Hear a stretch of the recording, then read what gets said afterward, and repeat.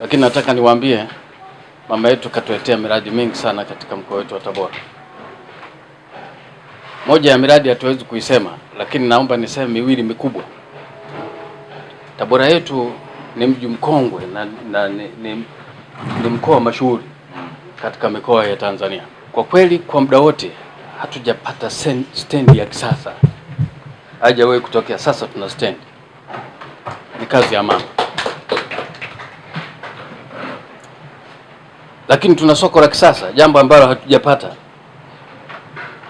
Ni kazi ya mama. Kwa sisi hatuna namna nyingine ya kumshukuru mama isipokuwa ni kumwombea dua.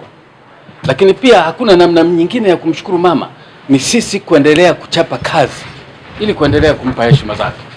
Ndugu zangu, nataka niwaambie sisi ndo viongozi. Tunapaswa kuwa kioo kwa kila kitu. Tunapaswa kuwa kioo kwa muda. Unapoambiwa saa 3 maana yake ufike saa 3. Mmechaguliwa nyinyi. Na deni kubwa kwa wananchi. Wananchi wanadhani mtakwenda kutekeleza yale ambayo wanahitaji. Kwa hiyo mimi niwasisitize sana, nendeni sasa mkachape kazi. Lakini hata sisi chama tunawategemea nyinyi.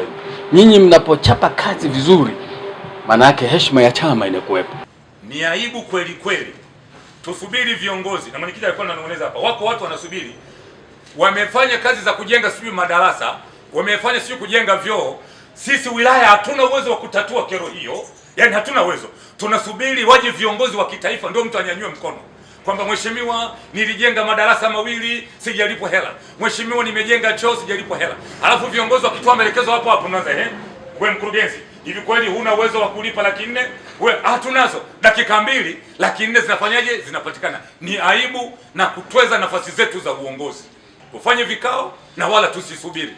Lakini pia kwa sababu tunafanya kazi hizi za kisiasa kwa utaratibu huu, tutaondoa hata zile ajali ndogo ndogo tunazotengenezeana.